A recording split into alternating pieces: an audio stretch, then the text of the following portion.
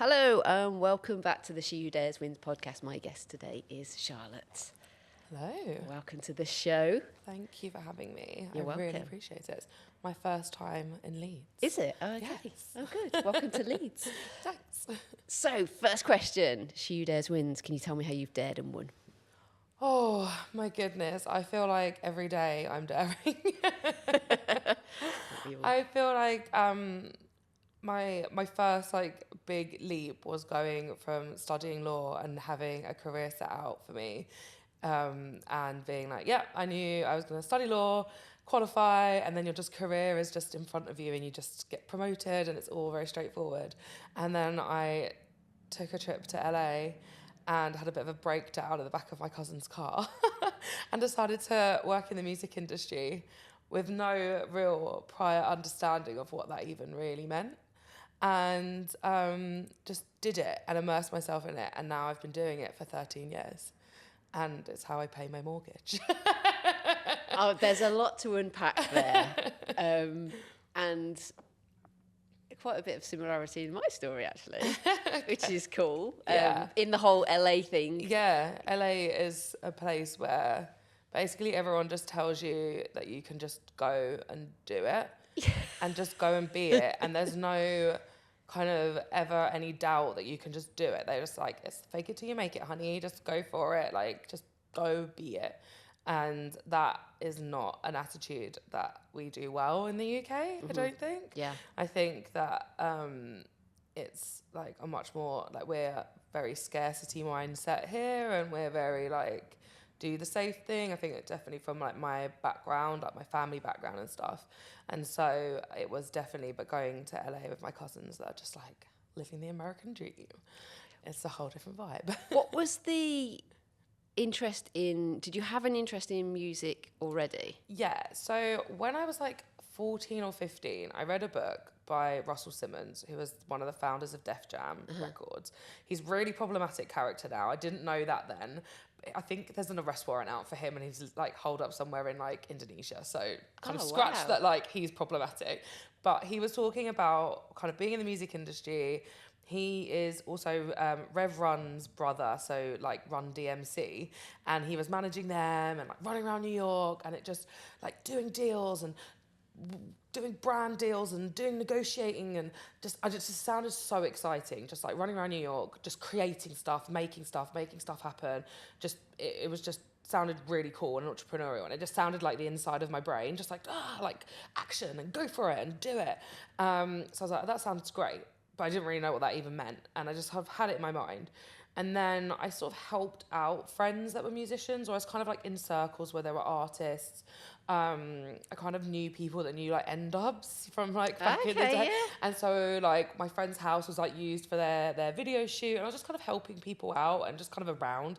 So music was stuff that I was aware of. But it's so weird, like looking back at it now, like what was I even thinking? I don't even know. It was just something I just wanted to do. I just wanted to be in that industry. It just sounded great. It scratched an itch in my brain. Did you watch that show by Russell Simmons? Because I watched it. He had an MTV show, didn't he, Yeah. with his wife, where he'd run around. Yeah. And anything like that. Yeah, like all the MTV stuff, like Run's House, like all of that kind of stuff. I just watched all of that, and it just seemed that like in that industry you could have a creative idea and you could just go and make it happen. And I was always full of ideas. I was always just coming up with like, a business or a this or a that or something like. And so it just felt like that was an industry where you could just have an idea and just go and execute on it.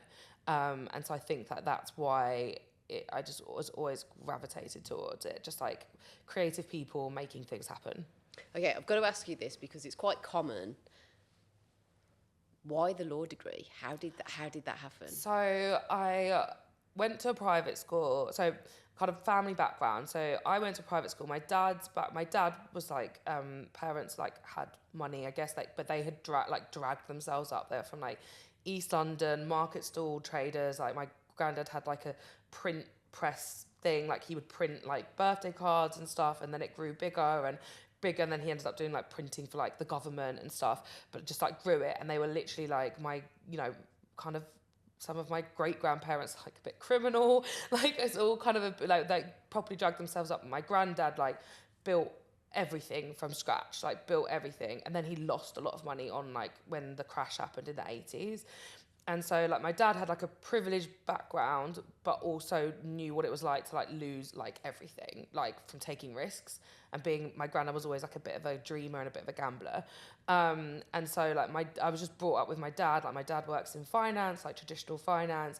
And so it was always just like, you just got to do like a proper sensible degree. I was quite academic. So it's like, you need to do a sensible degree. You're not doing like, my dad would say, like, you're not doing a Mickey Mouse degree.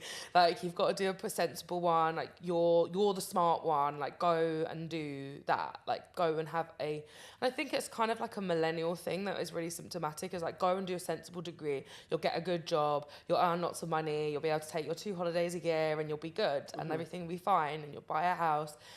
And I just wasn't cut out for it, like, at all. I did the degree, and like I said, like, I'm kind of academic. I like studying. So the degree was fine. Didn't really enjoy it. I got like a 2-1. It was fine, you know. Well, didn't excel, but wasn't crap. And then everyone, like, after the 3 years, like in the last year, everyone was like, what are they doing next? And everyone was doing the LPC, which is like the next thing you do after a law degree to become a solicitor. So it's a legal practice course. It's like law school for a year. And I was like, oh, I guess I'm doing that then, because everyone else is doing it. I'll just do that.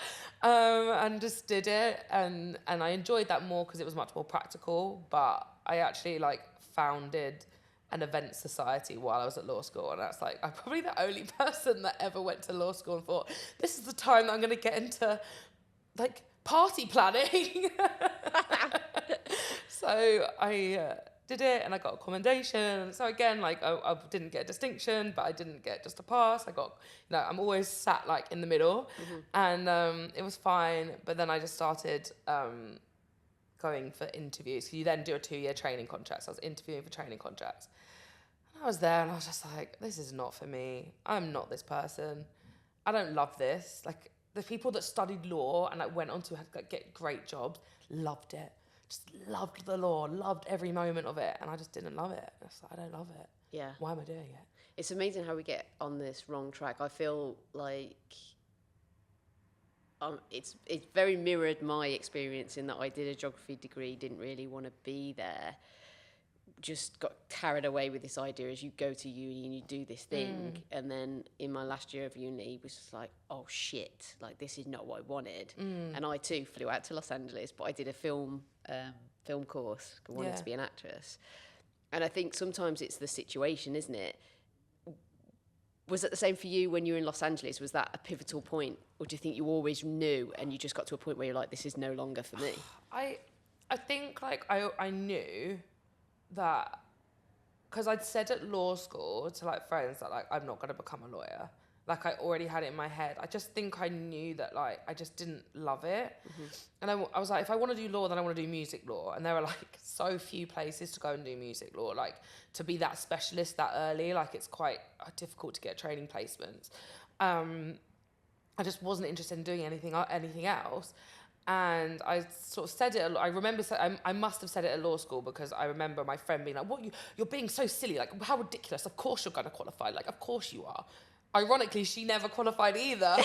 But it's like, of course you're going to qualify. Like, what are you? You know, like, of course, if you're here, you're going to qualify. And I just kind of knew. I think that's why I was doing all the event stuff. I was just like, I'm here, I'm doing it, I'm studying, I'm kind of doing, like, the right thing, and I'm going to get my, like, qualification, and it's, like, another thing that I can, like, tick off. My dad can tell people that I've achieved. And then, and, like, throughout this whole conversation, my dad's going to constantly come up as, like, I have major dad issues, like, I have yet to reach his approval, and I'm still desperately trying to get it, and I'm fully accepting that that's massively problematic, and we'll figure that out at some point, I suppose. But yeah, and so, but I'd been going for job interviews, like training contract interviews, but I'd been working in an event space, like above it was like Guy Ritchie's pub in like the West End in like Mayfair, and I was running the event space in the top floor, and I was being paid like far too much to do sweet FA, and And then I just went to LA to see my cousins. So like my mum's got 3 sisters over there. I've got a bunch of cousins, and I just was taking a trip there. And they just literally, I just remember driving. They live in Topanga, it's like the canyons outside of like LA proper. And I just remember them being like, "So what's going on with like the law thing?" And I literally just like burst into tears, just cried. I was like, "I don't want to be a lawyer. I want to work in music. I just don't know what that means." And then and so I think I always kind of knew that I wanted to work in music. I wasn't in love with law. Like I would go, you could do like 2-week, like they call them like vacation schemes, like work experience placements, like all throughout when I was studying, and it's just like so boring. I just hated it. I just sitting in like a bland office with just like paper stacked high. Nothing about it was inspiring to me. It was so dead. And then I went to Barbados and did a vacation scheme there, and that was fun. And so I went and worked for a law firm in Barbados just because I was like, well, I might as well have fun while I'm doing this and call it like legit work.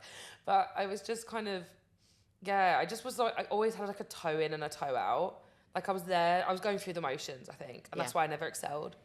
Because when I excel, I like hyperfixate on stuff. When I really love it, I just hyperfixate on stuff. So I'm like so in it. And like with law, I was just never like, oh my God, this is my life. This is everything that I want to do. So it just was never that for me. So how, with someone with kind of no experience but a few connections, how did you make it happen? So after that LA trip, my cousin was like, fake it till you make it. They made me like a website that I was an artist manager. I think I had in my head that I wanted to be an artist manager. Again, I have no idea really where that came from, other than I kind of wanted to be like a central figure and I wanted to just like hustle. I wanted to hustle. I come from a long line of hustlers and on my mum's side.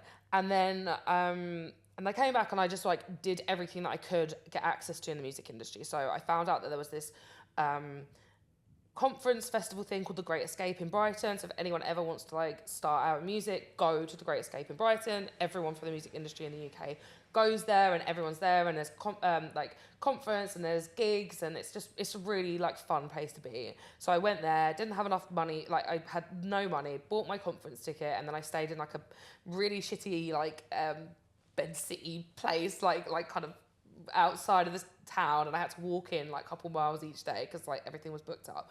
Went there, didn't know anyone, just sat there on like the outside, like, oh, like am I meant to be here? And then I sat on one panel, which was like, it was like the last panel of the conference, and it was Saints and Sinners panel, and it was talking about, it was like, basically it was like, you go in and you're not allowed to, everything that you're discussed in there is not, you don't discuss it outside the room. It's kind of like everyone venting about like the people they hated and people they loved in the music industry that year.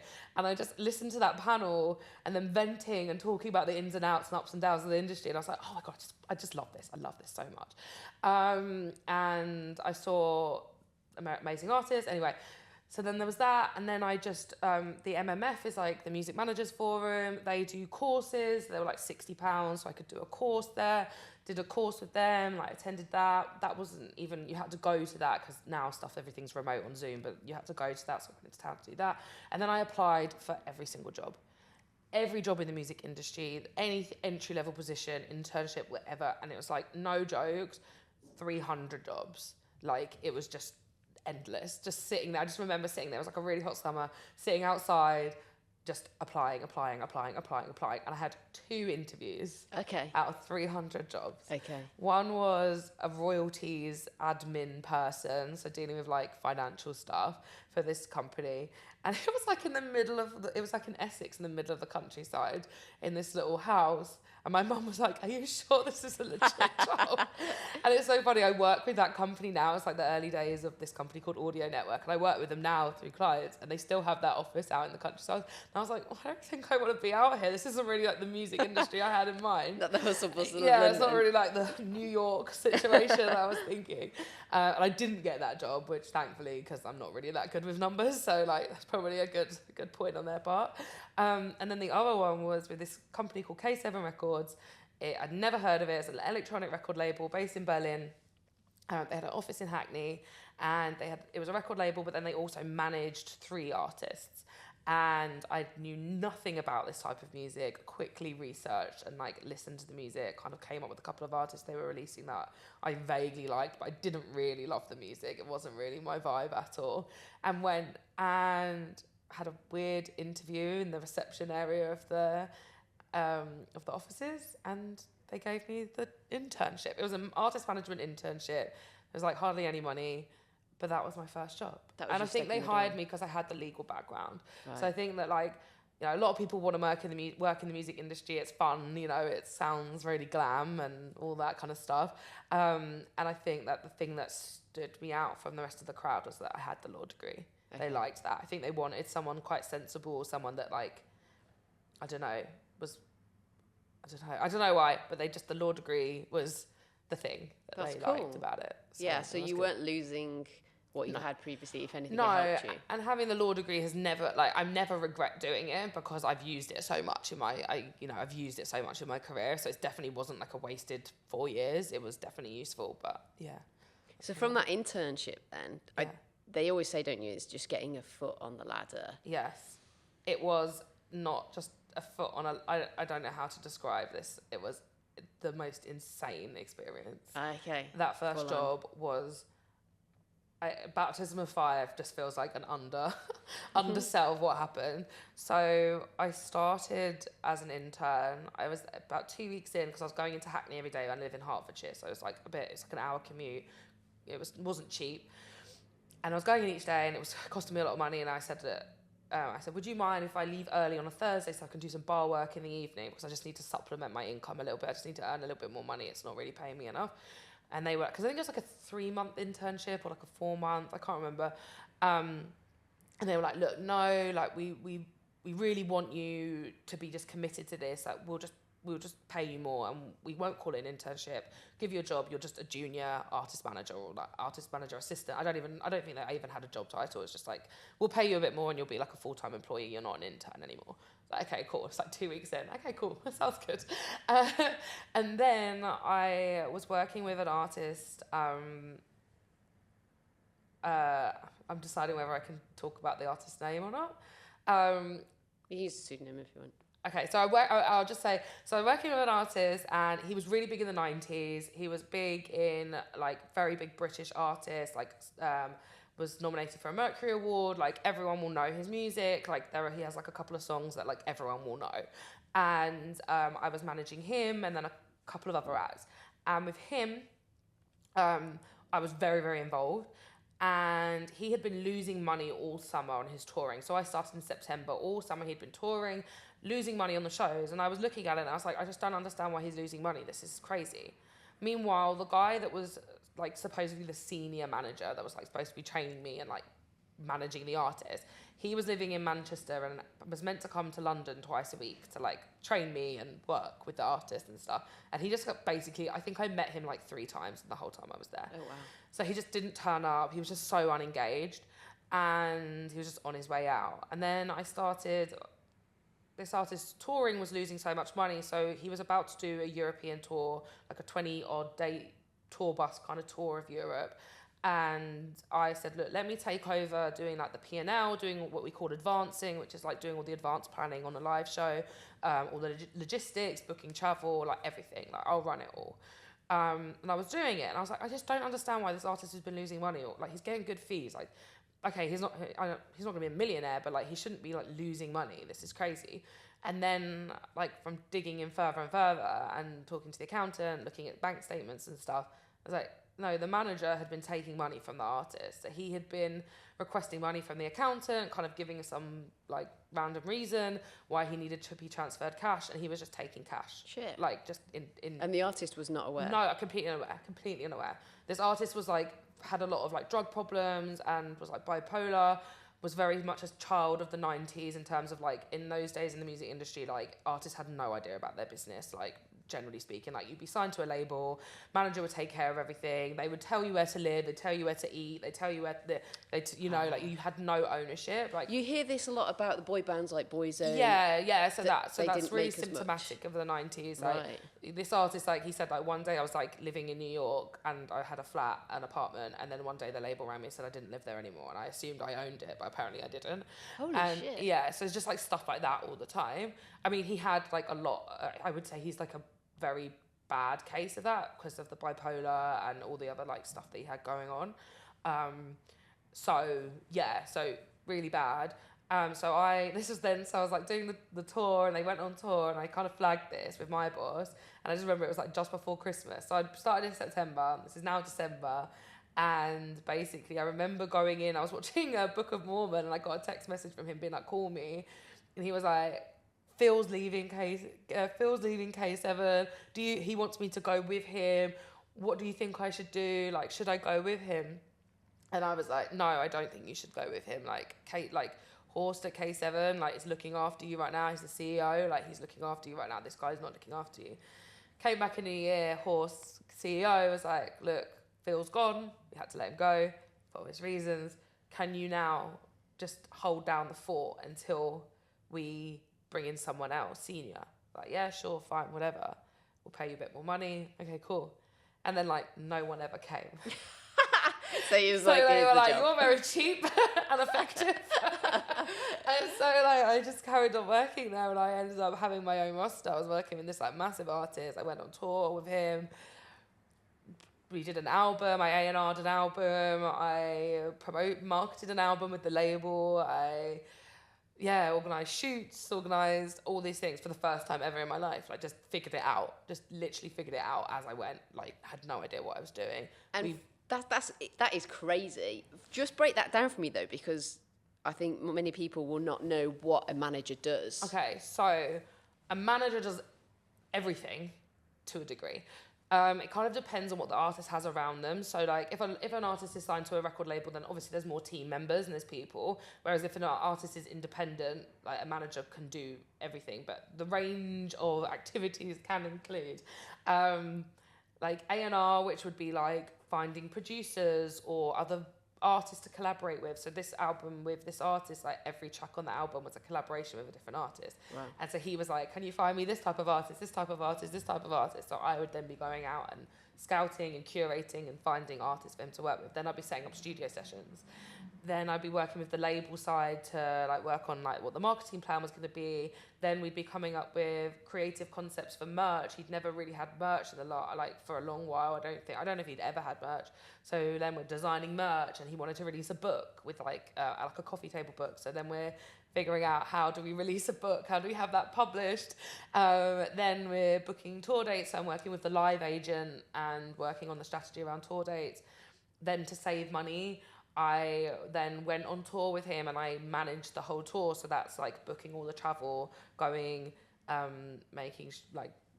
managing all the money, making sure the band gets there on time.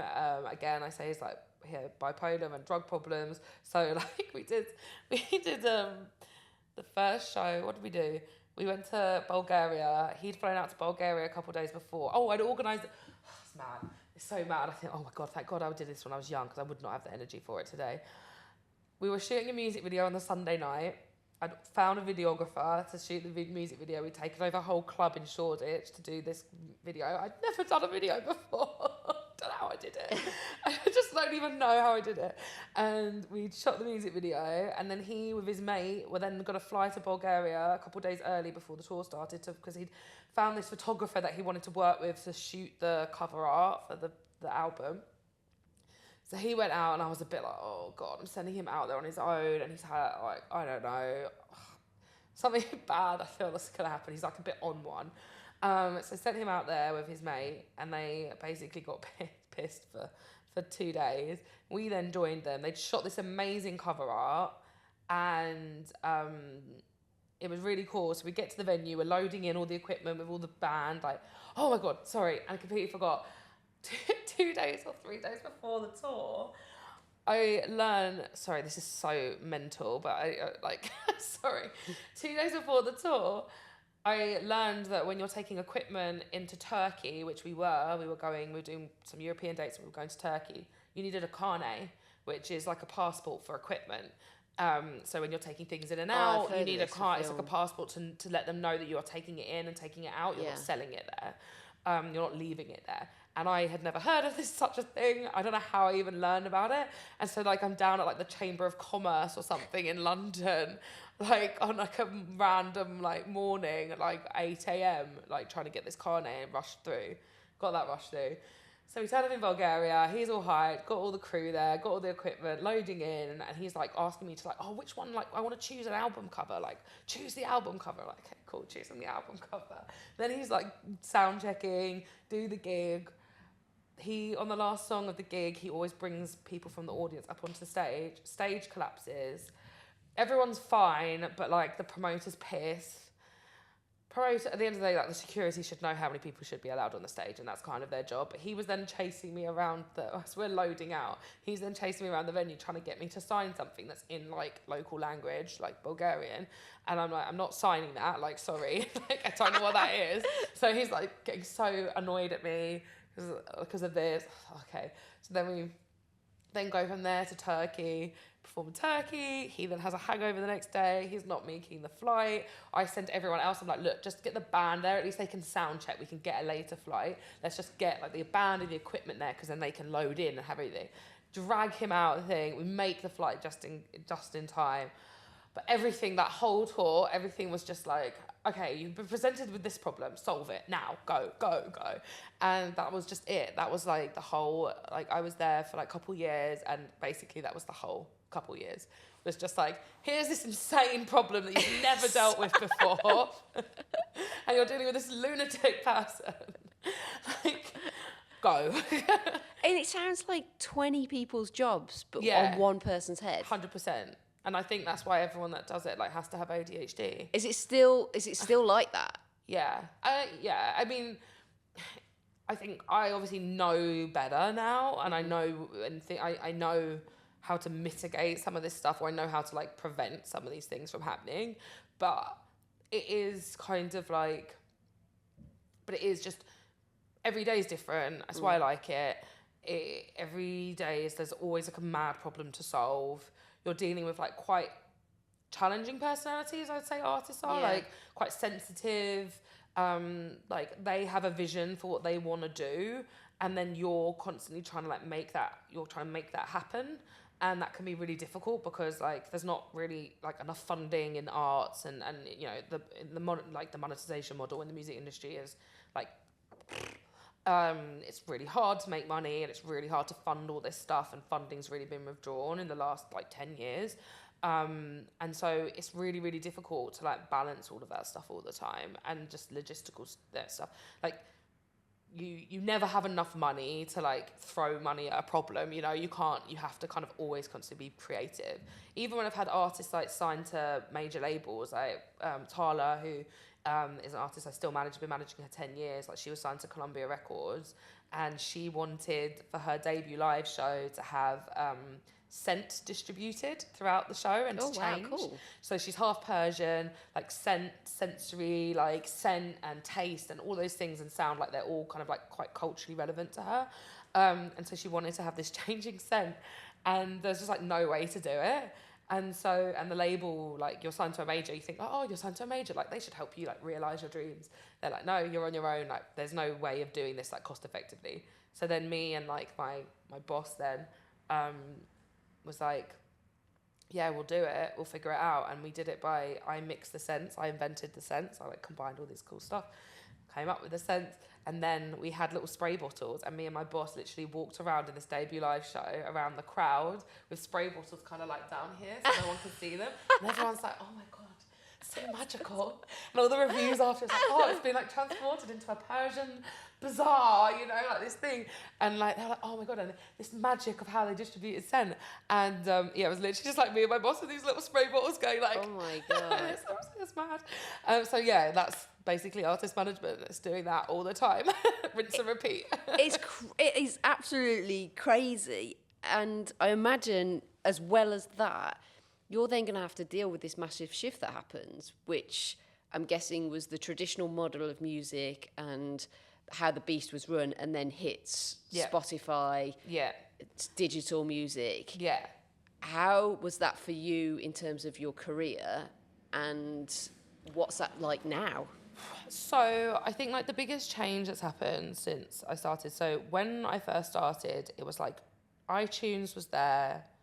I think I don't know if Spotify was like just emerging. It was like not really like a massively relevant platform yet. What was the big one where everyone used to rip stuff from? LimeWire. Yes. LimeWire and like Napster and stuff like that. Yeah. So I kind of grew up on like LimeWire too, music, you know, like I would rip like mixtapes and stuff. I was really like into rap and R&B and stuff. So I'd be getting like mixtapes and stuff and like infecting my whole computer. So I definitely like grew up on that wave. Yeah. And then like when I hit the industry, it was like iTunes and like physical, like vinyl and CDs were still relevant.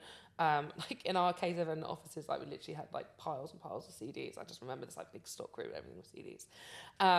Like that just probably doesn't exist anymore. And then like Spotify was just starting to, it was so relevant.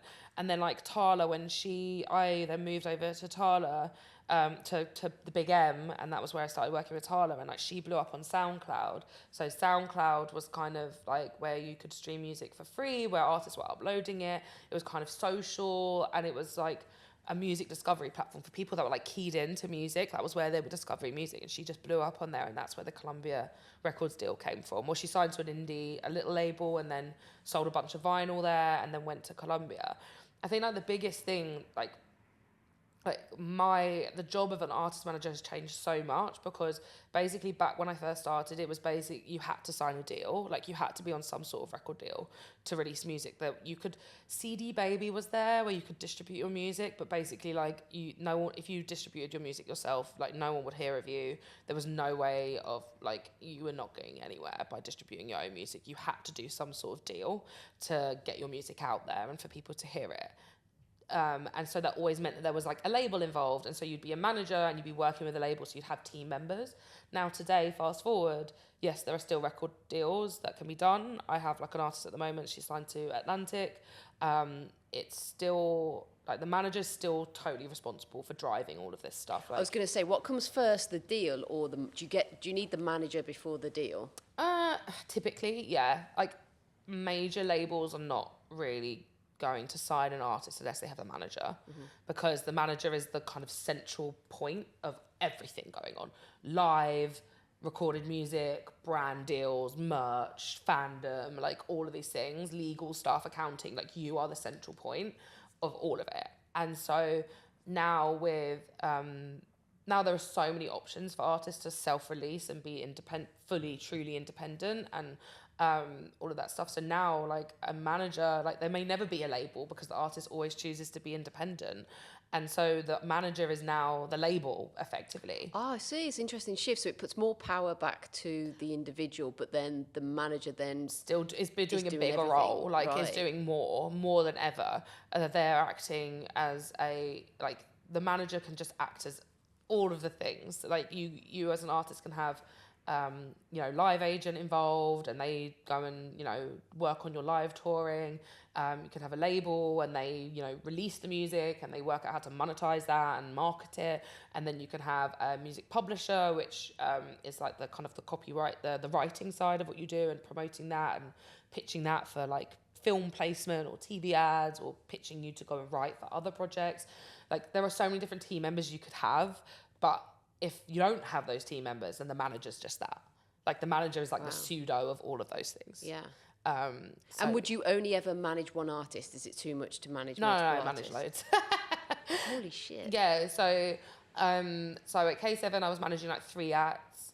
The Big M, it was like me and Murray, and we were managing about 6 between us, but they need varying degrees of support, and like every artist is different, so the service you're giving to each artist is totally different. DJ is pretty self-sufficient, like they travel solo, they're pretty self-sufficient. So we had quite a lot of DJ producers, but then if you've got like a full-scale artist project that's signed to a major label, like that is very involved. So that's like really, really deep. So yeah, so right now I'm working directly with 1, 2, 3, 4 acts, and then I consult on a bunch of other projects.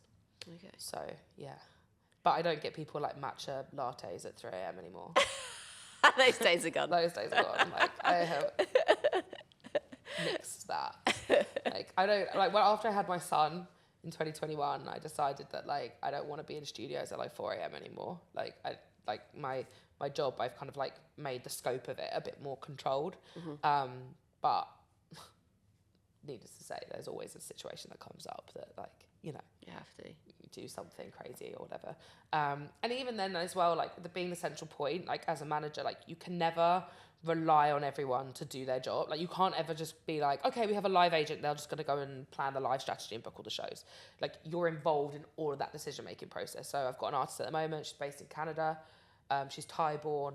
We're doing US touring, we've got a live agent on board, but like I have to be like up their ass like about everything. Like I can't just be like, you go and do your job. I have to be like really, really making sure that we're getting the right tour dates that we want, making sure the artist is happy. I'm having to look at the data from the recorded side to see like, okay, we've got interesting like fans popping up, like this city is just like the streaming in this city has just grown, like okay, we need to book a live show here, like how can we incorporate that, like all of that kind of stuff. So you're never like, you're the CEO of like a million business, like all these little businesses, like each artist is like a startup and you're like the CEO of all those businesses. Wow, it's fascinating. And it's a cutthroat industry to get into anyway from an artist perspective. Yeah. Right. So, I mean, I know very little about the industry, but if there's artists out there now that are, you know, using social media platforms to get into the industry and getting noticed, where's the, how do you cut through the noise? So I'm gonna give you my sort of spiel here. So my thing, the base of an artist that I think makes them truly successful is the artist doing there's a lot of groundwork before. Like I think artists think about major labels or getting signed like way too early. And what you need to do as an artist in your early days when you're like developing is like understand like what makes you truly unique. Like what is it about you that is so distinct and unique that no one else has it? Like your USPs. And I think so many times I get pitched by artists being like, oh yeah, like I write songs about like my life experience and it's like pop and it's kind of a bit like that, you know, it very like generic language. And that to me just tells me that you haven't dug deep enough yet into like your creativity, your story, your storytelling. You don't really know who you are yet, and you're kind of like going, oh, well, Taylor Swift's kind of a cool pop singer-songwriter or whatever. Like, yeah, Right, loads okay. of people can write songs, loads of people can make, and loads of people have nice voices. Like that does not mean you're an artist. Like an artist, like artiste in the full sense of the word, is not a musician. A musician is someone that's competent in making music. You can be a very good musician and you can sing very well and you can write music very well. But like an artist is like someone that is able to build a world around them. Like it's immersive. Fans like grab onto it and they want to be part of it. They want to dress like you. They want to act like you. They want to talk like you. Like if you are able to like figure out what that is, something that's so galvanizing, that's an artist. That's what cuts through. So like you look at like Charlie XCX and what she did last year, like that was no accident. Charlie XCX was going to raves, performing in raves when she was like 14 years old, 15 years old. Her parents would drive her to raves. She would go and sing, do like PAs and stuff in like illegal warehouse raves when she was like 15 years old. Charlie XCX has been like a 24/7 party girl, raver, forever. That's her thing. It's just always been her. She knew it from early. And like she's been on a bit of a roller coaster and her music's had like different moments and it's gone more pop and it's gone more dancey and all these things. But she's always stayed really, really true. So like Brat this year was like 10 years in the making because or more than that even. I think like 14 years I think she's been at this or something. And so it's like, but she always knew that's what she was. And that conviction is what makes an artist. It's everything. And if you don't have that yet, you need to go and like travel or do something, go and figure out who you are. And not everyone's cut out to be that. Like when I'm talking to Atlantic a lot about this artist that I'm working with, and it's like for me, like an artist, like if you want to be truly commercially successful, if you want like to travel the world and tour and, you know, want that elite level of success, you have to treat yourself like you're an athlete. Like athletes if you want to go and be one day in the Olympics, you don't start training once you've been selected for the Olympics. They're training from like 7 years old. Like their parents, it's almost like borders on child abuse, like how hard those kids work to become that athlete. Like, it's crazy. Like, you look at like the David Beckham document, like that Netflix thing, like his dad, like how intense he was. Like, I'm not saying that's right or like necessarily healthy, but like those elite, like the Jacksons, right? Like Michael Jackson, like it was abusive, but that's like, I'm not saying it needs to be that, but I'm just saying that that's the level of work that's required. Commitment, isn't it? Commitment. And I feel like now we glorify this overnight success, especially with social media. Yeah. And you're right, because when I was at acting, I went to Ivana Chubbuck's studio in Los Angeles, and she's known as one of the greatest. You never get to train with her unless you're doing TV or film at the time. But there's a system, and I started at the bottom. And there were actors there that were booking TV shows, but baseline TV shows, you'd never have heard of their names, you might recognise them. And they'd been at her studio training every single day for like 5 to 10 years. And then you'd have someone that would come in who, yes, they probably were really talented, and they'd do their scene and you'd be like, oh my God, they're going to make it. But the reality is they'd still got the effort to put in. And like you said, it's the whole package. What was interesting is there was a guy actually now who... I can't remember his name. His name is Travis, and he's quite a big actor. And I was in his class, I was watching his class, and he was an amazing actor. But I mean, I'm talking 15, 20 years ago, I'd have been at film school.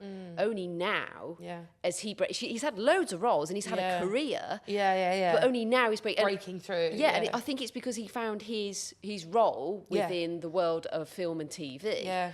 And yes, there are overnight successes, but like you say, talent is, they do say, don't they, is a marginal part of the whole package. 100%, like commitment, consistency, showing up each day, even when it's hard, is so key. Like there are a few breakout artists that came this year, and like Chapel Roan's like a really big one. But Chapel Roan, like for last 10 years, like that has been an evolution. Like Chapel Roan didn't just appear. Like Chapel Roan has been like slowly accumulating fans, slowly honing her craft, like all of that stuff over the last 10 years. And then Doechii, who's like a rapper in the US, like she was doing The Artist's Way. I don't know if you've ever come across that. It's like a book. It's called The Artist's Way. It's like how you kind of like can train your creativity, and it's like it's just a book that like loads of artists have followed, and I've done it as well. And like Doechii was doing The Artist's Way, and she was documenting it on YouTube, and she was training and rapping and just going over and like rapping on just like beats that she found for free on the internet, and just literally just doing it every single day. It's training. And like I've got this artist signed at the moment, and then like she blew up on TikTok. Like she just had she's kind of been doing this 2 years. Like she's always sung, but like doing this properly for like 2 years, blew up on TikTok, got signed. And now the work starts. Like it's not like, oh, she blew up on TikTok and then it all just kind of, the trajectory doesn't just go like that from there. Like it doesn't go like, oh, you got like 35 million plays on that track and then it just all keeps going from there. It actually like often you get like that viral moment. Like virality is so hard to sustain. Like any artists that are being signed off of like a TikTok hit, it's really hard for them to follow that up with another TikTok hit. Like it just doesn't happen. I've got 2 artists that have had viral moments on TikTok, and it's really hard to sustain. So like you'll have your TikTok moment, like you may be lucky, like, or you're just really personable and something happens, like the magic of the algorithm meets with you being just a really personable, interesting person, or like you just did something. Like it's kind of always by accident. Like it's the videos that are like by accident are always the ones that go crazy, and the ones that you like worked really hard on and choreographed and edited and like they're the ones that like 250 views, and the one that you like didn't give a shit about like literally just goes like that. And so like she's gone from there, and now she's having to navigate being on a label, understand, like figuring out like what her place is there, and like how she's going to get that next like bump of growth. And like that's my job, to figure out how we're going to do that. And are those artists harder to manage in that I think if there's this steady step, to get, they're learning the process on the way, and it's a nice level playing field. But if they peak and then get dropped into the industry, I imagine for them that's hard, but also for you it's quite hard to manage. It's really hard because you're like, it's just like managing expectations of like, you've had this like, you know, it's like a massive high. Like you've had that you've seen like all your streams going up, and you can look at it live, and on Spotify, like you can see all the numbers, and you have your Spotify for artists, and you can see how many people are listening to your song at that given moment. So you can literally go on your phone and be like, oh my God, like 1,000 people are listening to my song right now. This is crazy. Like that's just like so much like endorphin, and like, you know, you're getting like such a high from that. And then like, then it goes back to like normal life, and you're like, okay, like where's the next high coming from? Whereas like I've got an artist, Celine, who's the one in Canada, like she's on a slow build, and she's been at this a while. She was like a drummer in like various bands before, and she's been at this a while, but now she's getting steady growth, and she's really in control of it, and it's really manageable. Now the difficulty there is that you have to make sure you take time to look back and see where the success is, because sometimes when you're like head down, just like working, you like anything, it's like you're like, oh, what am I even doing? Like, am I even progressing? And it's really important for me as the manager to be like, you know, once a quarter for us to be like, look, let's just like take a moment and absorb like how sick this is, and what like work you've done, and how like successful you are right now. So you're an emotional support as well? Yeah. Oh God, therapist, 100%. When one of my artists had a baby, I was going to be in Guyana, because that's where my husband's from. I was going to be in Guyana when she was giving birth, and when I told her that, she was like, sorry, what, you're not going to be there? And I was like, babe, like that's over to you. Like I'm not. That's you and your partner's business. That like, shows just how much you're involved. Like I just think like she just hadn't fathomed that I wouldn't be like around. Like I was like, babe, like I'm not coming in there with you. Like I'll see you in a couple of weeks. I'm gone 10 days. Like it's fine. Nothing's gonna happen. And it was just so funny. But it's like you become so ingrained, and like it's such. I mean, there are some like. This is my personal style. Like there are some managers that are like very business, and like they're, you know, they have, because you can have managers like management can be in different structures. So you can have like manager that like does everything, and like kind of me, like I do everything. Some managers are kind of, you have like a senior manager, and then you have like a day-to-day, and the day-to-day is like the person like running around doing all the stuff. And I want to hire, like I'm interviewing people to be a day-to-day manager for me at the moment. So hopefully next month I'll have a day-to-day manager, and that'd be very sort of life-giving for me. But yeah, like it's you know, some people are very business and they're not really involved on a personal level. But like, you know, me and Tala, like we've been everywhere. We went to. You all experience, like the reason why it's such a personal relationship is because you're basically going to experience the highest highs and the lowest lows of a human being's existence. Like you will go through the absolute worst experiences with them when everything's gone wrong, like everything feels like a disaster. It all feels like, you know, artists being dropped by labels, or with Tala, like we had a festival that we were booked in Amsterdam, and I was driving the Sprinter van. I was like to save some money. Again, she's signed to a major, but you still have to say, they don't just give you money, like you have to save the money. So I was driving the crew out there, and we were already late because there were like strikes at Calais, so everything was all delayed. And we got on the other side, we're driving about an hour outside Amsterdam, and I was like, the power from the van's just gone. My foot is flat to the floor, and we're going at like 30 or 40 like miles per hour, like super steady on like the highway. I was like, I don't know what's happened to this van, but if I pull over, we're going to miss the show. So, like, I just have to just keep going. And my boss then, like, he was like, is everything okay? I was like, yeah, it's fine. Just, like, the van's dying, but don't worry. Like, just don't tell anyone. You'll freak everyone out. So, we, like, crawl into Amsterdam, do the show. We had a different, like, sound engineer on the show. Like, our one, he did Disclosure. And so he couldn't be at our show because he was doing festivals with Disclosure. And so the guy didn't really fully know our setup, and everything failed. Like it was quite highly technical. And so she would go to play like a drum pad or like keys, and like just no noise would come out of it. And it was just like everything was failing. It was just awful. And luckily, like another big artist kind of came on another stage halfway through our set, and everyone left to go see them. We were like, oh, thank God, like everyone go. So she like came on, she was just like burst into tears. It was just awful. It was just awful. It was just embarrassing. It was humiliating. It was just stressful. It was sweaty and hot, and everything about it was just terrible. And we were just like, get right, like that's the word. Like nothing as bad as that is ever gonna happen again. Like that's it. And then you have the highest highs, like you have like when a record does well, and you have like, or you get amazing press piece, or you get like a big check for something, like you get paid to do something amazingly creative, or I don't know, you just get like a win, and you're just like, oh my god, this is amazing, like, oh, we worked so hard for this and we really deserve it.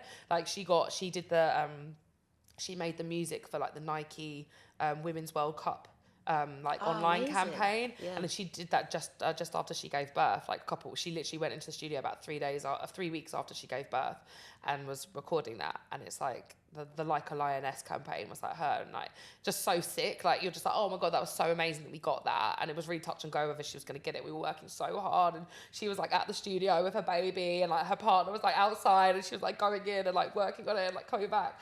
And yeah, like you have like those moments are amazing. And me and Tala, like we traveled to Cairo together, worked with rappers in Cairo, went to Turkey, worked with a pop singer in Turkey. Like we've just done everything, you know. So it's really cool from that perspective. But I've got to ask you how you manage. That sounds like the most incredible career for someone in their 20s and 30s. And from an outside perspective, I'll be like, okay, that's not a job you can have a family with. Yeah. But you have made it work. Yeah. How?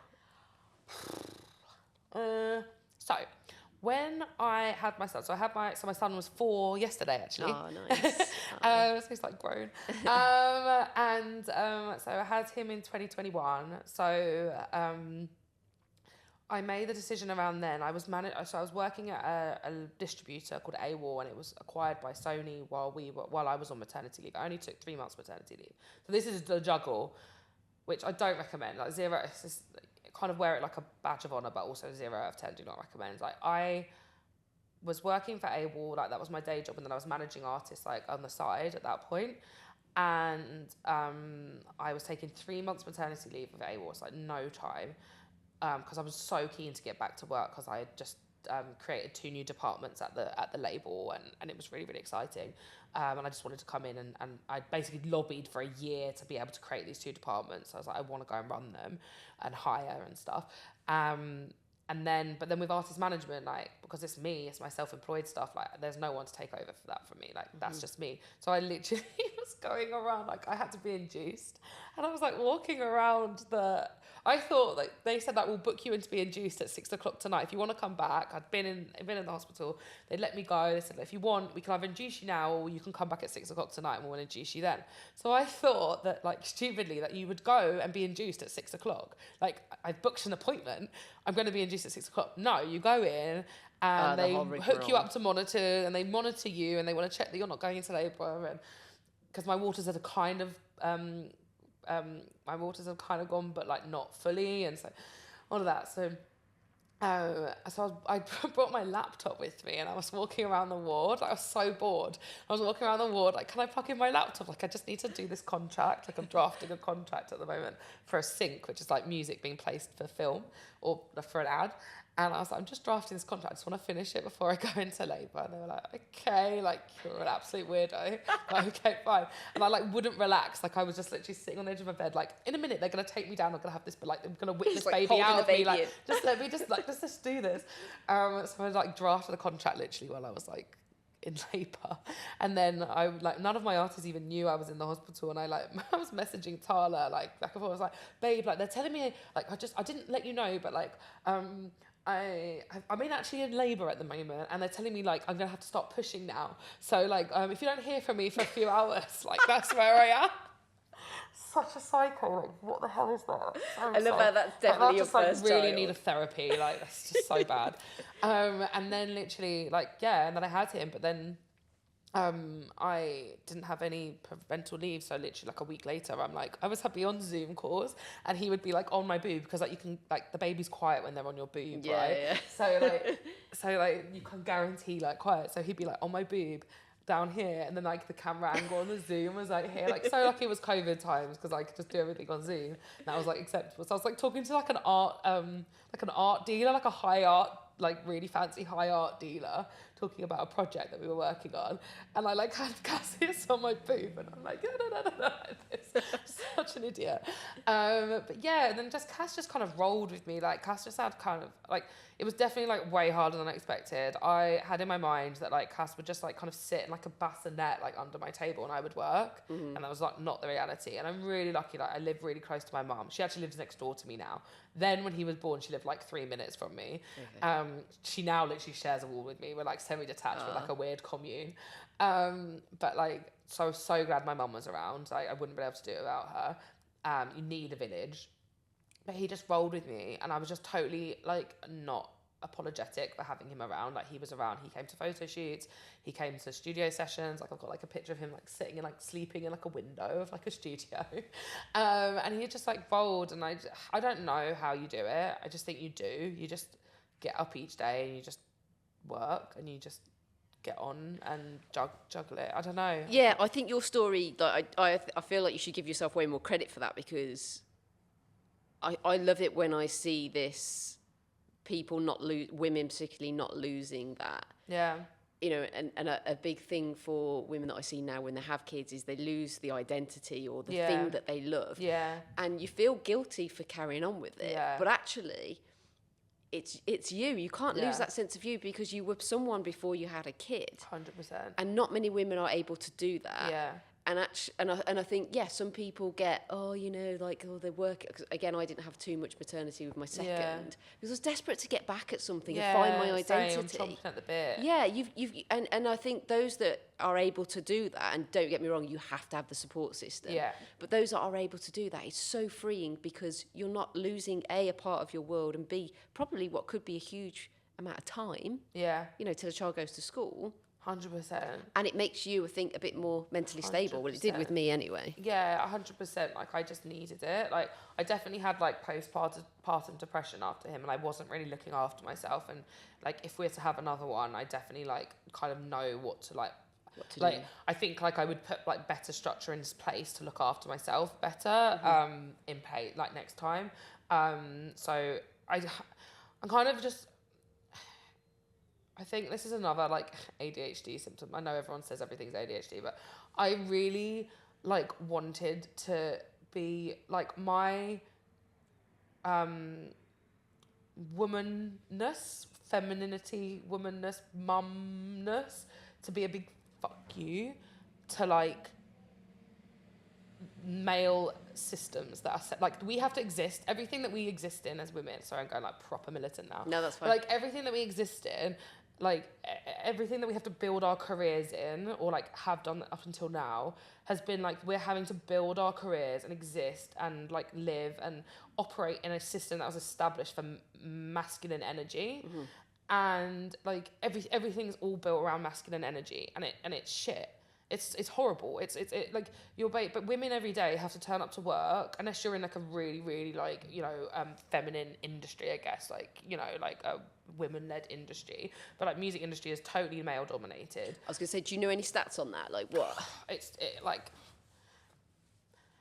I don't know the exact stats off the top of my head, but like they're just no women running. So you are a kind of like the big there are so few women that get to go to be like top dog in these big companies. In fact, like a woman that I know, Alison Donald, she actually signed Tala to Columbia. She was like head ran the like head of A&R there and everything. And then she went over to Cobalt. She's an incredibly accomplished woman. And when I was pregnant with Cassius, I was working at AWOL, which was owned by Cobalt. So we kind of were like work colleagues. And she was just like, I'm so pleased for you that you've done this. She's like, my biggest regret is never having children. Like, I just never did, because it's just like the industry. And so like, we're all just building, all of us are building our lives, operating in a system, like trying to grow our careers in a distinctly masculine environment. Like, it just is. And I can go into like why that is, but it is masculine environment. And so I wanted to be pregnant and have a child, and I wanted to be a massive fuck you to anyone that like thinks that women and children and everything like don't belong in the space. Like women and children and women with children need to be able to take up space and need to be able to create careers and like working environments around what is suitable for them and what makes sense for their life. And so I wanted to make men feel damn uncomfortable that I had a baby with me, or like I was I was unfortunate that I wasn't pregnant. I was pregnant during COVID, so I didn't get to like put my pregnant belly like, and I really wanted to like sit down into like a conference meeting and just be like, Yeah, here, I'm here. you know. I just like wanted it to be like, I went to conferences with him. He came to conferences with me, and like we'd sit at the back and we'd be respectful. And if he was noisy, I'd leave. But like if he's there, like I just remember it's so funny, like the internalized misogyny, because like Cassius was with me once and he was there and he was just chill. He was hanging out. He was having some snacks. Wasn't making any noise. He was just eating, and this woman just kept like looking over her shoulder at me, and I'm like, mate, like I am not your enemy. Like just like this is like, you can see I'm a mum. I'm doing my best. I want to be at this conference. I don't have childcare today, so he's here. I had to speak at a panel in Liverpool once, and he came up with me to Liverpool. He was on stage with me, and it was so good. It was on women in the music industry, so it was kind of perfect. It's like little PR moment, you know. But he was on stage with me, and he was jamming, and it was cool. And I was like, but women need to be able to do that. Like sometimes you don't have childcare. Yeah. Sometimes like your mum is away or whatever, or you're, like the kid's sick and you can't send them to daycare. Like bane of everybody's life, like the flipping nightmare. And that's just the situation. So And you're also showing the artist, because I imagine there's a lot of artists that are probably fearful as well. Of, shit, if I have a baby, I'm out for so long. 100%. Like how, and then they're changing. Like everything changes when you have a kid. Like your whole personality, like your anxiety goes through the roof. Yeah. They need to know that, and I suppose it's a real nice way of seeing if a manager can do it, that you know they can also do it, and you know because you've been through it, and you can then support those artists. Also, it's just like not like for me, like if an art, like you know, Tala had her baby like I think 2 years after me, just a bit more, and it's like I know that there are like male managers that'll be like, oh god, oh such an inconvenience, oh god, and it's like, you know, I've had artists say that like, oh, their manager told them to like, you know, can you just wait another year to have a baby, and like it's like a massive business decision about having a baby. And for me it's just like, okay, you're pregnant, you've decided to have a baby, okay, like cool, like now like we've got 6 months or however long like to plan around that. Okay, cool, like we just plan and we make it so that like on the other side, like you don't know how you're going to feel on the other side. Like we all think we know how we're going to feel. We all think we know how we're going to like boss life once the baby comes, and the baby comes and you're like, oh my God, you just have no idea what's going to happen. So it's like making like adjustments and making sure that we can do that. And like for me as a female manager, like it's like an artist comes to me and they're pregnant and it's like, okay, cool. Like that's like no big deal. Like we'll figure out, like we just now need to like cater your career to like work around that so that you're comfortable. And like how you're going to make money, how we're going to like ensure you can have downtime, how you can recover, all of that stuff. It's just, but everything's like, it's all a problem that can be solved. There's no problem that can't be fixed and can't be solved. And it's just like another logistical thing that we have to think about. But it's like, it's just a human being. Like it's not like a bomb or like I don't know, like just like an extra human being. Like it's so wild to me. It is, isn't it? It's so wild. So it's just like a person. It's just like a little human being. Like it's not like we're not like lopping off her head. You know, like it's fine. It's amazing how some men in these higher positions, like you say, the attitudes towards women if they have kids, where do they think they came from? Well, I think the problem is I think that like women historically have been made to feel like, I think there's like so much sort of like the propaganda around women is that they're like weak and can't handle much, and they, oh God, like, oh, so emotional, like, oh, women are so emotional, and then they're gonna have a baby, and oh God, that's in the mix with all the emotions. It's like, bro, like we're not the one like waging war, like we're not the ones like that like literally lose their shit over like the most minor inconvenience. Like it was like, there was a Reese Witherspoon thing. She said, it was like, she was talking about like her production company. And she said that like when she first started it was like she had seen that like in films, I know you're going to say. The women about like women being like, oh, what should we do? And they're like referring to men of like, oh, what should we do? And it's like, no woman has ever asked a man, what should we do? Like ever. That's never happened. Women are like, okay, this is the problem. Like now we do it. Like now we deal. Like the amount of time, like God, like I love my husband, but like my husband will ring me to talk through a problem that he's having, and it'll be like the most minor thing. And I'm like, bro, like, did you just ring me to like talk through? Like, imagine if I rang you, like, it was something to do with Cassius, and he was like, oh, I want to take him to this, but like then I should. He was like, what? He basically just rang me to like walk through his like thought process. And like, bro, like, you've just like wasted half an hour of my time. Like, you could have done this yourself. Like, women don't do that. We just get on. We just solve the problem. And I think the problem is, I think like men are so reactive and emotional, and they like imprint that kind of response on us. We're not like that. We just have like, there's something there. We just deal with it. We find a solution. Yeah. Deal. Yeah.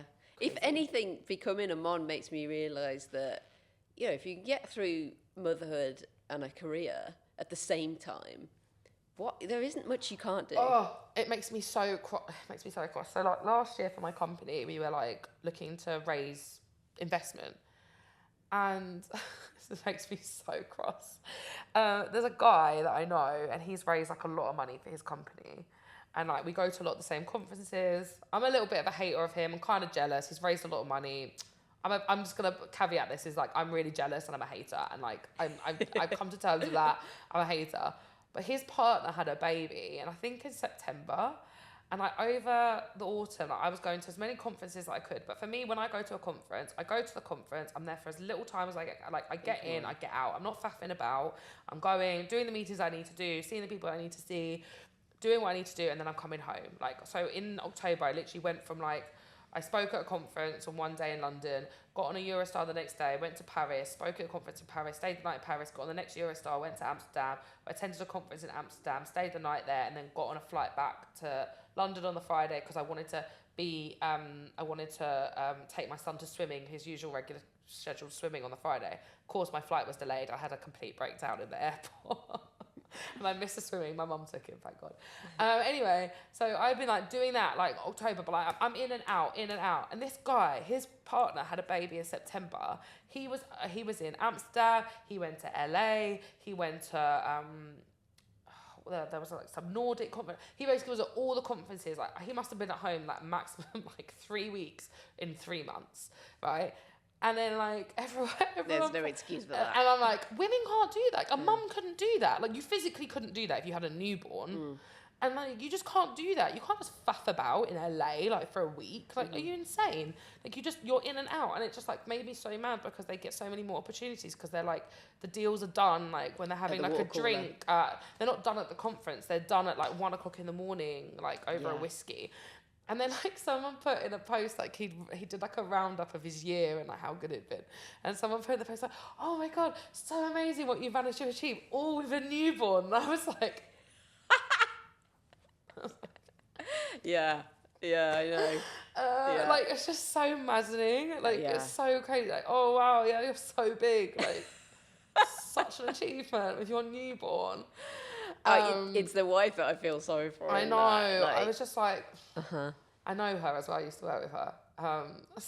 But I haven't really caught up with her since she had the baby. But like, I'm sure like they have their sister. I'm sure they're very happy. Like, and like I say, I'm a hater because he's raised money and I haven't raised the money that he's raised, and I'm a hater. Well, they say, don't they, that but it's easier for them. It's easier for men to get invested in, and I know there's now, in fact, I've got a project in 2 weeks where I'm launching a beer with Amity over the road, who's a brewery, for International Women's Day. Sick. And Lifted are also part of that, and that's a group of women business owners that have made a lot of money and they're now angel investors, and they only want to invest in female businesses for the reason that so many, the stats were ridiculous. It's disgusting. In the music industry, there are like, so that like I was on an accelerator program last year, and there were like a few of us women, but like in terms of women that have actually raised in the music industry is notoriously really hard to raise in.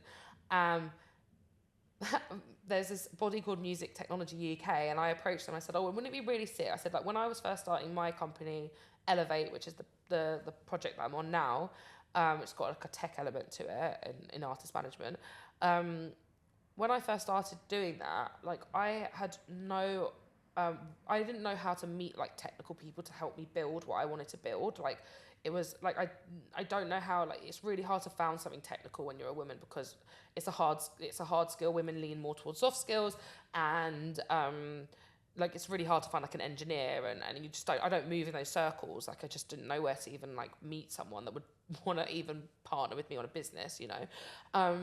And so I was like, wouldn't it be really cool if we created like an event around International Women's Day where we bring like female tech founders that have actually raised like significant money, and like they can talk about their journey, and we can like maybe like create some like avenues for women that are maybe sitting in companies today that want to start something but like have no idea how to start something, like even the first steps. Wouldn't it be really cool if we could like reach some of those women? And then we were trying to find like women to join the panel that had like raised significant money, and it's like three women. There's probably like, globally, I feel like there's like 6 women that have raised significant money in the music industry. Holy shit. In the whole of the whole of the globe. And some of those companies are not even really directly music companies. They're kind of music adjacent. So it's really hard. Yeah. So then you're looking at people like, it's so hard. And you're looking at people that just like get to like go and hang out, and just like how he got his first investment check was like he was at a conference in like Abu Dhabi, and like he was just there. Yeah, you know? just there, and it just there, happens. you know?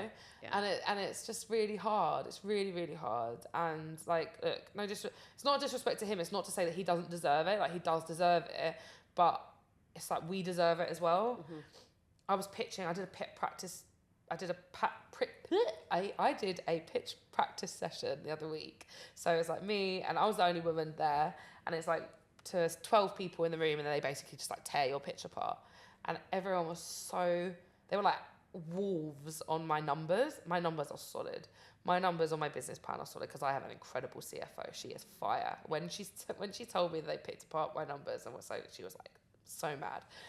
But on my numbers and my business model is solid. It's so detailed. It's so like, I'm not putting like mad numbers on my page. Yeah, like, it's realistic. It's realistic and it's really attainable.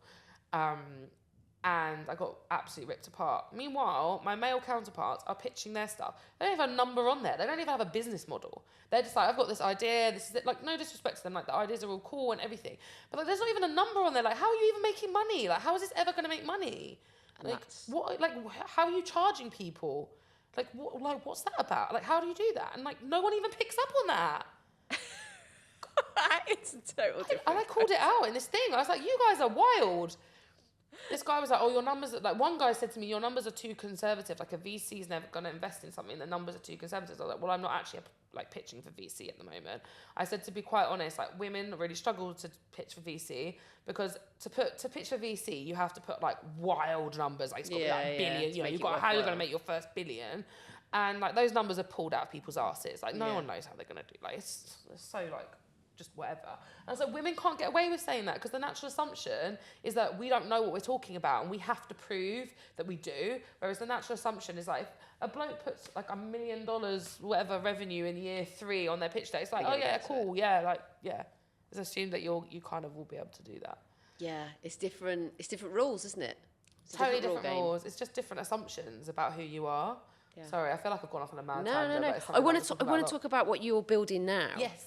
So your new business, just talk me through that. Yeah, so after having Catius, I kind of realised that I stripped back my management roster. I was still working at AWAR, but I knew I was going to get made redundant. So I came back from maternity leave, about 6 months in, knew I was going to get made redundant. So fine. So I started thinking about what the next thing was going to be. And I kind of got rid of a lot of my management roster. I just stuck with Tala because we've just been together for so long now. It's just like... we're just together. We're just joined at the hip. And played around with one idea. That idea we worked on for like 1.5 years. It was an utter failure. I still think it's a good idea, but we weren't the right people to execute on it. It was too technical. And we didn't have the technical skills between the two of us to do it. So me and Tala are co-founders in it. Real name Jasmine, artist name Tala. And then, but while we were building what was then called 11, we were talking to so many artists, and we were talking to loads and loads of artists doing market research, finding out what was it that you were struggling with. And time again, the response back was like, I'm just alone. I'm trying to figure out how to do this, and I'm on my own, and I have no idea how to do it. Like, should I bring in PR? Should I do this? Should I do that? Like, I don't know who to talk to about how to push this forward. And often what would happen is they'd like do quite well. They'd like release music and maybe, you know, kind of building a fan base, and then they'd reach some blocker, and that blocker might come really early. That blocker might come like quite far down the road. They'd reach a blocker and they wouldn't know how to get past it. And they're like, I don't know how to do. Like, I'm so frustrated. So we're like, okay, what if we could provide artists that like maybe weren't ready for full-time management? Like they're not really, because managers work off commission. So it really doesn't make sense for managers to work with artists unless they're making money or close to, right? So these artists are still quite far away from making any like decent money that a manager could commission off of. But what if they could get access to management advice, but without having a full-time manager? And so we were like, okay, we could create like the better help for artist management. So artists would be able to get paired with managers and have consultancy sessions with them to help them build through the next phase of their career. And we could build in like other learning resources to help artists that they can do in their own time. But it means that they have like a person in the industry.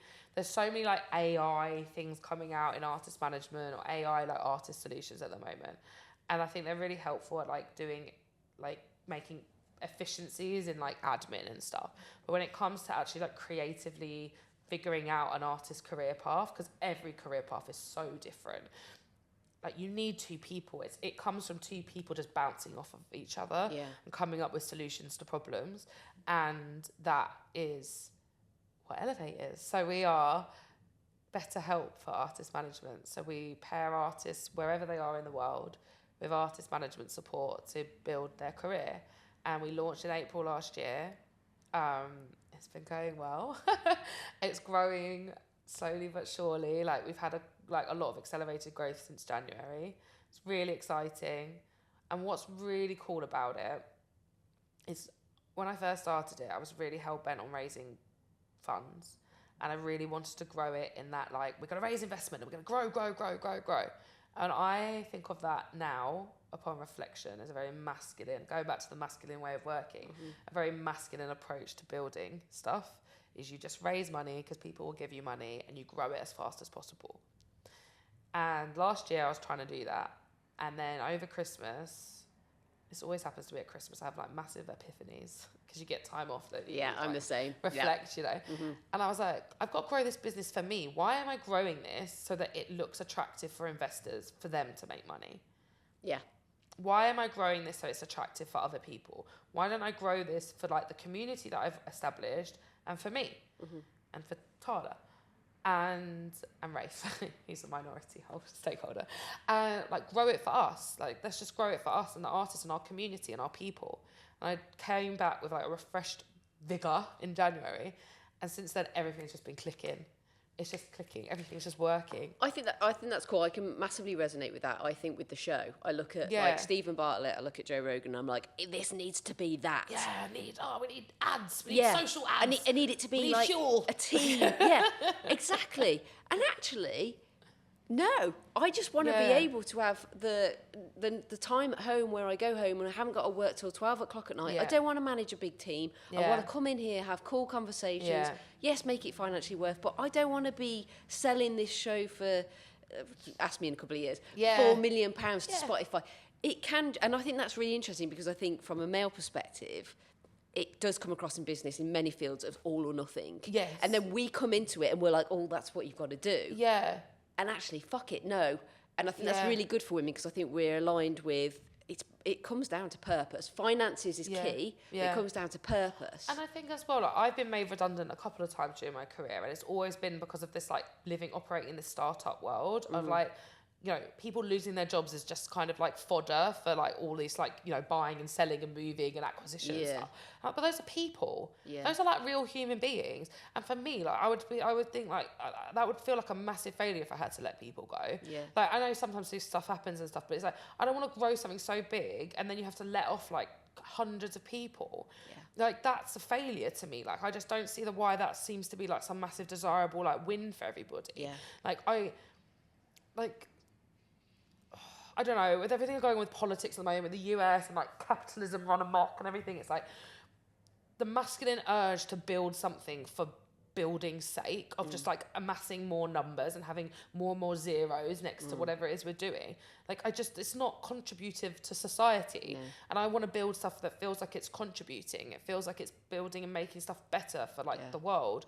Like, if, you know, I believe that my purpose, I was put in this world to like help artists realize their visions. Like for artists that struggle to articulate what they want to achieve and what they want to do, like I help them articulate that and execute on it. Like that's why I'm here. So like, I just want to go and live that purpose. purpose. And if I can do it and make myself comfortable and make, you know, Cassie is comfortable and my husband, and like we can live comfortably, like that's all I kind of want. I don't really like see the need to like just keep acquiring more and more things. Yeah. Like and so I don't know whether that's like the right thing, but I think that I think it is. It's something that I've struggled with in the last couple of months as well. And interestingly, I was been looking. I don't know if you've done the same. I'm like, who's done this? Which there will be women out there that have done it. Yeah. But I always fall upon, you know, women that have built amazing businesses, and I'm yet to hear that story of not building it for the beast that it is. Yeah. And I think it can be done. I no doubt it has been done. That made me look at then small businesses. There's so many women that are in small businesses, craft businesses, hobby businesses that don't grow into these massive beasts. And I was like, oh no, is that because we can't do it? And I'm like, no, actually, that's bullshit. We absolutely can do it. Yeah, I think we just choose not to. And it's funny because there's like a woman that I really love, and she, she's called Sharmadean Reed, and she's one of the only black women that's raised, I think over 10 million or something in VC funding. And like she's the like shout out to Sharmadean, like she doesn't know it, I guess, but she's the reason why I started I believe that I could do a startup, because I saw her doing. She raised money, and I was like, I could see her doing it, and women can do this. Women can build stuff, can build their own companies. I always thought that I could do it, but like seeing someone do it, like you need to see it to kind of believe it. Yeah. But like I've seen, like she was living this, like she'd raised money and she was living this like incredibly glamorous lifestyle, traveling and building it, and I was just so jealous of her again. Like, oh my god, I just like what you're doing is so incredible, and I just want to be able to do that. It just looks amazing. But like she really burnt out, like, and she took a year off last year of just basically like she moved out of London. She actually moved back to like near Wolverhampton, where she's originally from, and like living in like countryside, and she's renting in this like beautiful little countryside cottage, and it's lovely. But she just took a year out of being like in London doing all the events, and she comes down and does what she needs to do, then she leaves again.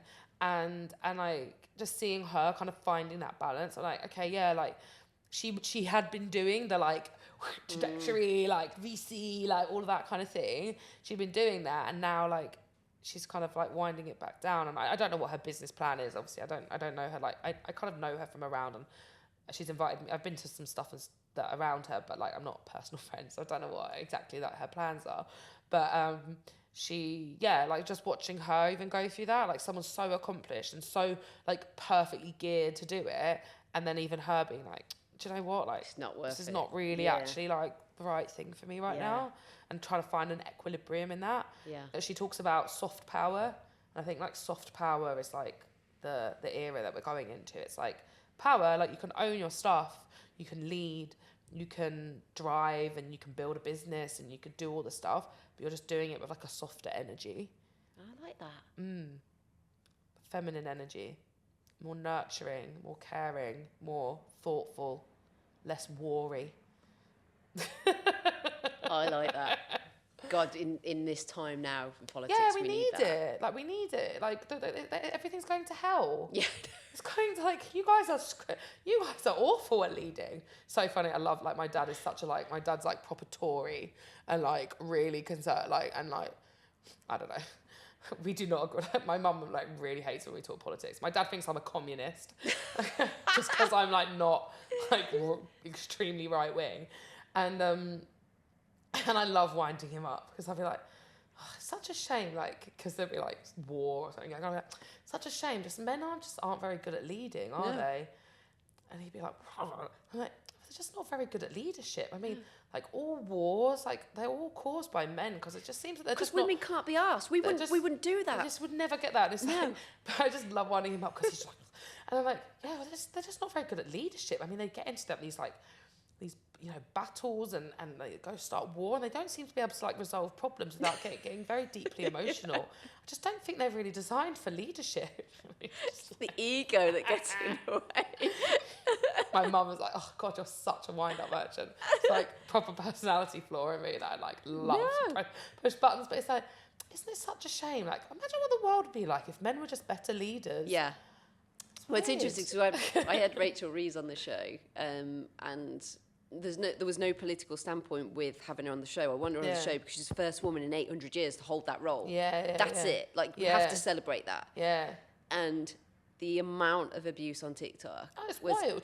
People insane. treat politics. I mean, I know we go from a mad tangent. People treat politics like it's a football team. Yeah. Like, that's the person, that's the woman. Like, you should have a win that just a woman's in that position. Yeah. Like, incredible. Like, do you know how hard we have to bloody work to do like to get anything? Like she would have had to work 10 times harder, Yeah, than a 100 male. times harder than all the men. So just like give her a round of applause. Yeah. Like, allow that. And secondly, like the whether you're Labour or Tory or whatever, like the Labour government are the government in power right now, and what is happening in the world is awful. Like what is going on in Palestine, what's going on with like Ukraine, like all of that stuff is terrifying, and that's the situation. Like that's the situation we're in, and Labour is the government that we have in place. So you should back them, and you should want them to succeed because that means success for our country. Yeah. You shouldn't want to see like Labour or Rachel Reeves like lose because she's a woman. Like it's not a football team. Yeah. It's these are the people that are running our country, and you should want to see them win and Yeah. succeed because that means success for all of us. Yeah. Like It made it's me crazy to me. It was crazy, and then the whole comment of like her lying on a CV, I'm like, oh, the amount of CVs for men that I worked with in construction were the utter bullshit, and they'd never done anything on there. I spoke to a guy yesterday, and it's like what he was talking about, and I was just like, I know what you're talking about is incorrect. Like I know you didn't work that, or like the role. Like I know, like everyone's lying. We're Yeah, all lying. I know. Everyone's lying. It's bullshit. Everyone's like fluffing everything up. Come on. Well, listen, your story. Sorry, I'm like no, rambling on. we need to do a part 2 because I feel like there's a whole life of stories that is fascinating that you've been through, but also can teach the next generation. You've showed how you can carve an incredible career out, following your passion, staying true to yourself, and all the challenges that come with that. And I fucking love that, and I love that how you're taking up space. Yeah, I Yeah. think that's the thing. Like with Cassius, that's the word. That's exactly the word. It's like just take up space. Yeah. Continue to take up space. Like continue to just be like, here I am. This is how I am. And like people in the music industry kind of get a bit irked by me because I'm very honest, and like people in the music industry aren't very honest. Like it's all like cloak and dagger and like mysterious. And like yeah, I think women just need to just be more like unapologetic about it and just keep taking up space, keep just being present and. I don't know. Women are so capable and have such great ideas and so creative and nurturing with it, and just take up more space. Amazing. Well, Yeah. thank you so much for sharing your Love story it. with me. Thank it's you. incredible. That was You're fun. amazing. I say